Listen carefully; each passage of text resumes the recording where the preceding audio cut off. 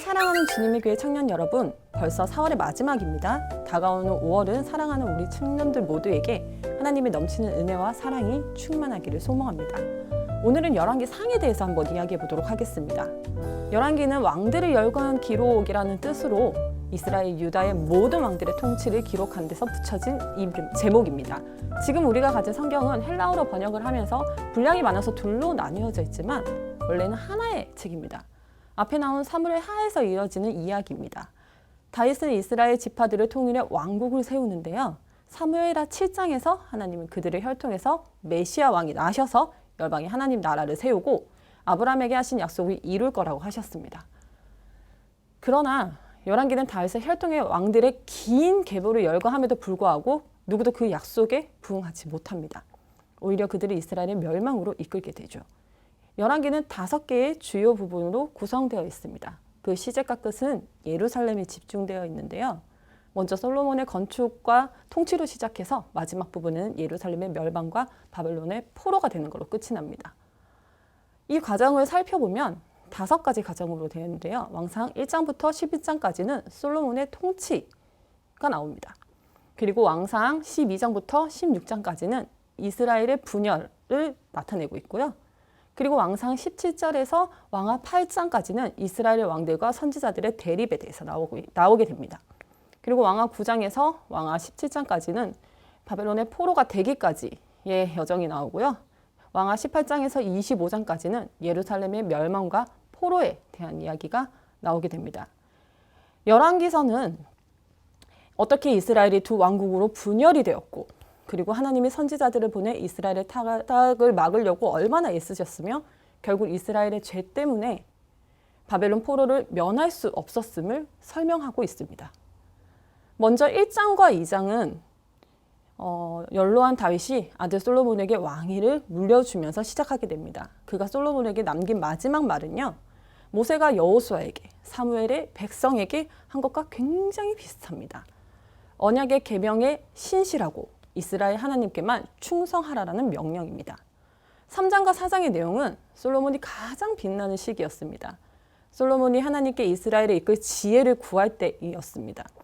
하나님께서 솔로몬이 부도 명예도 아닌 지혜를 구한 것을 너무 흡족해 하셨습니다.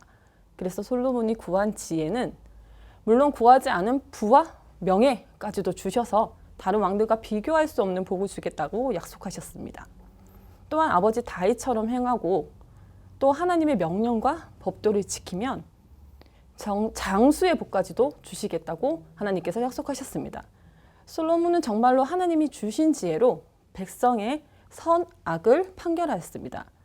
그리고 솔로몬의 지혜는 이스라엘만 한정되어 있지 않았습니다. 온 세상에 솔로몬의 지혜에 대한 소문이 퍼지기 시작하고 스바에 있는 여왕이 찾아올 정도였습니다. 또한 그는 하나님이 주신 지혜로 이스라엘을 잘 조직화했으며 또 예국과 블레셋을 비롯한 주변 국가들로부터 조공을 받고 엄청난 부를 축적했습니다. 다윗이 전쟁을 벌이고 많은 피를 흘리면서 주변 국가를 정복한 반면 솔로몬은 아버지 다윗의 건세 위에 지혜를 더한 정책으로 주변 국가들로부터 조공을 받고 교육을 통해 엄청난 부를 축적하고 태평성대를 이루었습니다.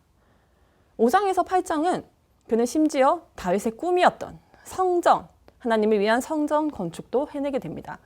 솔로몬의 업적 중에서 가장 중요한 것은 성전 건축입니다. 솔로몬의 아버지 다윗이 간절히 원했던 것이긴 하지만 다윗은 그 소원을 이루지 못했습니다. 이유는 다윗이 너무 많은 피를 흘렸기 때문입니다.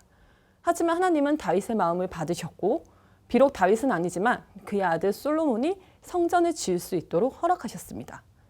다윗의 아들 솔로몬이 성전을 짓게 해주시겠다라는 하나님의 약속을 굳게 믿고 자신이 죽은 후에 솔로몬이 성전을 순조롭게 지을 수 있도록 성전 건축에 필요한 예물과 물자를 준비했습니다. 솔로몬은 아버지가 준비한 재료와 예물을 바탕으로 성전 건축을 준비했습니다. 성전의 모든 것을 짓고 준비한 후 마지막으로 휘장 속에 있던 언약궤를 제사장들이 옮겨서 성전 지성소에 안치했습니다. 왕상 8장 10장에서 12절입니다. 제사장들이 언약궤를 놓고 나올 때 구름이 여호와의 성전에 가득해서 서서 섬길 수 없을 정도였습니다. 솔로몬은 하나님의 영광이 성전에 가득한 것을 보고 나서 이스라엘의 온 회중에게 하나님을 송축한 후에 성전 봉헌 기도를 드렸습니다. 솔로몬의 성전 봉헌 기도는 하늘과 땅에 여호와와 같은 하나님이 없음을 찬양하고 또 다윗에게 하신 약속을 지켜달라고 요청한 후 구체적인 기도의 사례를 들면서 응답해 주시기를 간청했습니다.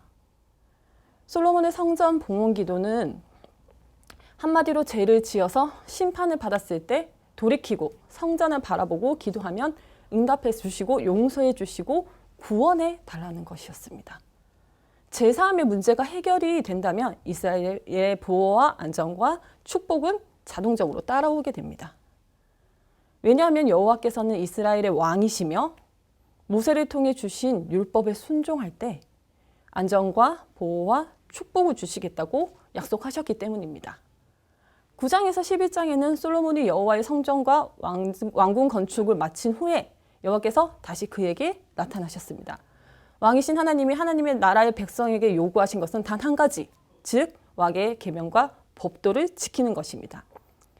하나님의 율법에 순종하면 다윗의 집안의 왕위를 견고하게 하셔서 영원한 나라를 이루게 하실 것이라고 약속하셨습니다. 하지만 반대로 율법에 불순종하고 우상을 섬긴다면 하나님이 가차없이 내치실 것입니다. 하나님의 백성에게 요구되는 단 한 가지, 하나님의 명령에 순종하는 것입니다. 하나님의 말씀을 지켜 행할 때만 하나님 나라의 백성답게 성장하며 또 하나님 안에서 축복과 기쁨과 평안을 누릴 수 있는 것입니다. 그러나 솔로몬은 건축을 마치자마자 끔찍한 선택을 하고 결국 왕국을 무너뜨립니다. 솔로몬을 몰락하게 만든 많은 요소는 이미 하나님께서 모세를 통해 왕의 제도를 알리면서 경고하신 것입니다. 하나님은 출애굽한 이스라엘 백성이 약속의 땅 가나안에 들어갔을 때 주변 민족들처럼 왕을 세워달라고 요구할 것을 미리 아셨습니다. 그래서 미리 모세를 통해 이스라엘이 요구한 인간의 왕이 지켜야 할 덕목을 가르쳐 주셨습니다. 그런데 솔로몬은 그 경고를 무시하다가 여호와 하나님을 떠나는 어리석음을 범하고 말았습니다. 이제 솔로몬을 몰락으로 내몰았던 문제가 무엇인지 한번 살펴보도록 하겠습니다. 첫째는 왕은 병마를 많이 두지 말아야 한다입니다.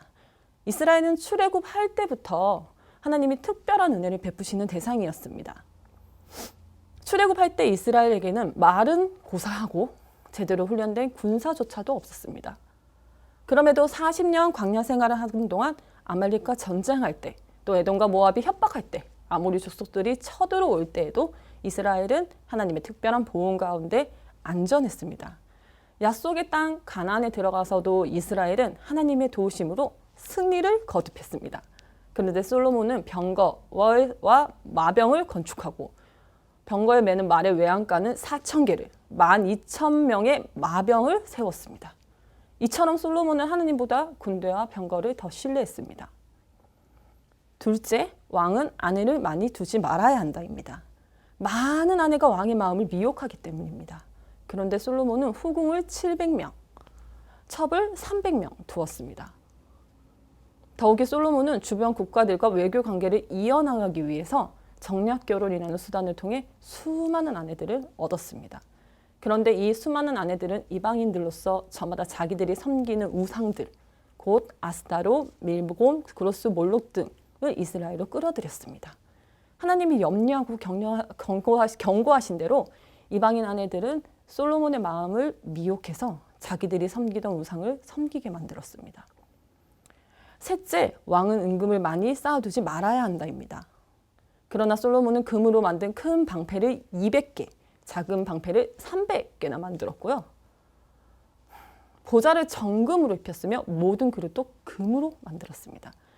심지어 솔로몬 시대는 은을 귀하게 여기지 않을 정도였습니다. 솔로몬은 엄청난 양의 은금을 쌓아둠으로써 원하는 모든 일을 할 수 있다는 확신을 가지게 되었습니다. 그가 7년이란 기간에 걸린 성전은 물론 무려 13년 동안 왕국을 건설할 수 있었던 것도 결국 이 엄청난 재력에서 비롯되었습니다. 근데 이 재력은 하나님을 멀리하게 만들게 되었습니다. 은금을 쌓아두지 말라는 율법의 경고에도 무시하고 솔로몬은 엄청난 양의 재물을 소유함으로써 하나님을 떠나게 됩니다. 넷째, 왕은 율법을 복사해서 평생 자기 옆에 두며 율법의 모든 규례를 지켜야 한다입니다. 왕이 지켜야 할 가장 중요한 덕목은 바로 율법을 자기 옆에 두고 밤낮으로 묵상하며 하나님의 말씀에 온전히 순종하는 것입니다. 하나님은 솔로몬에게 아버지 다윗처럼 법도를 지키라고 거듭 말씀했지만 솔로몬은 하나님의 경고를 무시했습니다. 하나님이 이렇게 경고를 무시하던 솔로몬을 내치기로 결정하셨습니다. 하지만 사울처럼 솔로몬에게 직접 왕위를 완전히 다 빼앗지 않으셨습니다. 대신에 솔로몬이 죽으면 나라를 둘로 나뉘어 솔로몬의 후손에게는 유다와 다른 한 지파인 베냐민 지파를 주고 나머지 옆 지파는 다른 사람에게 주기로 결정하셨습니다. 하나님을 거부하나 솔로몬의 제약임에도 불구해도 직접 빼앗지 않으시고 일부를 솔로몬의 후손에게 남겨두신 겁니다. 언약을 맺은 솔로몬의 아버지 다윗의 언약을 기억하셨던 겁니다. 솔로몬이 죽자 그의 아들 르호보암은 왕위를 이어받고 이스라엘 전체의 인정을 받기 위해서 세겜으로 올라갑니다.